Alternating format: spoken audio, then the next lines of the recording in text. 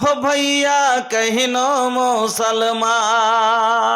আমার বন্ধুরা, আল্লাহর নবী একজন যুবককে চারখানা কথা বললেন। ইয়া মাসারা সাবাবে মান ইসতাতা মিনকুমুল বাত ফালিয়াতাজাওয়াজ। ওরে যুবকেরা, যখন তুমি ভরণ পোষণ, তার নাম নাফকা, তার থাকার জায়গা মোহরানা এবং শারীরিক সুখ যখন একজন মহিলাকে দিতে পারবে, ফালিয়াতাজাওয়াজ, তুমি বিয়ে করো। আর যদি তোমার দেওয়ার মতো ক্ষমতা না থাকে, তাহলে তুমি কি করো? ফালাইহি বিসম, তুমি রোজা রেখে রেখে তোমার জন্য খোদাকে কমাও। চারটা কথা বউ নিয়ে আসলেন, গাড়ি কিনে নিয়ে আনলেন। গাড়ি আপনি চালাবার ইচ্ছা আছে তো আপনাকে আগে টাকা লাগবে। গাড়ি কেনার লেগে পকেটে টাকা হওয়া দরকার, আছে না নেই? পকেটে টাকা হওয়া দরকার। বিনা টাকাতে যদি যায় খালি গাড়ি, উল্টা গাড়িওয়ালার কাছে কয়েন যে ভাই আপনার গাড়ি কিনবো, আপনি 50,000 টাকা দেন, জুতা মারবে না? মারবে না? মারবে না? মারবে না? তো তাহলে জুতা খাওয়ার মতন কথা কেন বলছে যুবকেরা যে ও যার বেটি? আপনার মতন গার্জেন ফের আপনার বেটার ব্যাপারে কেমন করে যাচ্ছেন যে 2.5 লাখ টাকা লাগবে? জি ভাই, গাড়ির মডেল ভাই, একটা গাড়ির কালার আলাদা আলাদা, আছে না নাই? গাড়ি হলো হোন্ডা, কিন্তু কোনোটা লাল কালারে লাল, কোনোটা কালো মডেল, কোনোটা হলো ব্লু মডেল, কোনোটা নীল মডেল। এবার বলুন তো দাম একই হয়? ম্যালেজিয়াক, কালার খালি আলাদা, সব কিছু সমান। কতটাই তেল পড়বে, কতটাই স্পিরিট চলবে, কতখানি ওজন বহন করবে, সব হলো এক সমান। কিন্তু শুধু কালার যদি আলাদা হয়, তাহলে তার দামে কি কম বেশি হয়? ভাইজি ভাই, হয় না? দামে কম বেশি হয় না। তাহলে আচ্ছা আপনারাই বলুন তো, কালো বেটিটার ভিতরে কি সার্ভিসে কোনো কমি আছে? যেটা কালো বেটি ছেলেটি সার্ভিস কম দিতে পারবে, আছে নাকি? যার ভিতরে কোনোখানে কম আছে? নাই। তাহলে কালোটার কেন 3 লাখ আর ধলোটার কেন 1.5 লাখ? কি হয়ে গেল আপনাদের? কেন এরকম মেজাজ আপনার হয়ে গেল? কেন বুঝেন না? গোডাউন শোরুম আলাদা আলাদা, গোডাউন হলো এক। ফেস আলাদা হতে পারে, রং আলাদা হতে পারে, কিন্তু জিনিস একই। আল্লাহ সবার একই স্বাদ স্ত্রীর ভিতরে করেছে। আমার বন্ধুরা, আমার ভাই জানেরা, আল্লাহ রাব্বুল আলামিনের নবী বলেন, যখন গাড়ি শুধু কিনলে যেমন আগে টাকার লাগবে, বিনা বিল মিটাতে গাড়ি পাবে না, ওরকমই 1 নাম্বার তুমি মোহর যখন দিতে পারবা, 2 নাম্বারে গাড়ি আনার পরে যদি গলতে রেখে দেওয়া যায়, ধুলা বালি পড়ে নোংরা হয়ে যাবে, লোকে সিট ছিঁড়ে দিবে। বলতে গাড়ি রেখে দিয়ে চলে গেছেন, সিট ছিঁড়বে না? ছিঁড়বে না?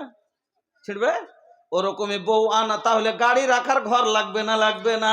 ওই রকম বিয়ে করার পরে থাকার জন্য বউকে বাইরে ছেড়ে দিলে কিন্তু সবাই ছিঁড়াছিঁড়ি করবে।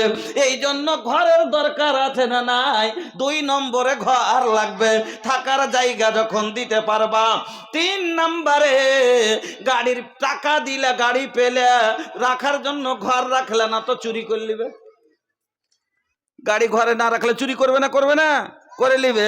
ওরকম বিয়ে করে আনার পরে যদি খোলা ছেড়ে দাও, সবাই মাল চুরি করবে না? করবে না? করবে।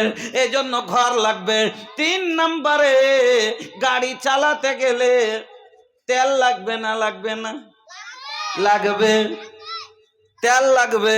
তো ওই রকমই 3 নম্বর হক আল্লাহর নবী বলছেন, যখন তার খাবার দিতে পারবা, পরার দিতে পারবা। আচ্ছা বলেন তো, শুধু তেলে কি কাজ চলে? না, ভিতরে ইঞ্জিলে মোবিলও লাগে। লাগে না? লাগে না? লাগে। মোবিল হলো কি? শারীরিক সুখ। মোবিল হলো কি স্বামীর সুখ, যদি না দিতে পারলে কিন্তু চলবে না। শুধু প্যাড ভরালে ট্যাঙ্কি ফুল করে দিলে গাড়ি চলবে না, ভিতরে মোবিলও লাগবে। ওই রকমই স্ত্রীকে তার শারীরিক সুখ যেটা আনন্দ লাগে সেটাও দিতে পারবে। আমার নবী বলছেন এই সম্পন্ন ক্ষমতা যখন একটা যুবকের মধ্যে হবে তখন হলো বিয়ের উপযুক্ত। নবী বলছেন তখন তুমি বিয়ে করো, কিন্তু এর মধ্যে যদি একটাও কম হয় ওই লোকটা বিয়ের উপযুক্ত না। টাকা আছে বাড়ি নাই, চলবে না। কেন? ঘর রাখার লেগে ঘর দরকার, না হলে কই বললাম না গলতে গাড়ি থুয়ে দে, এটা চুরি হয়ে যাবে একদিন।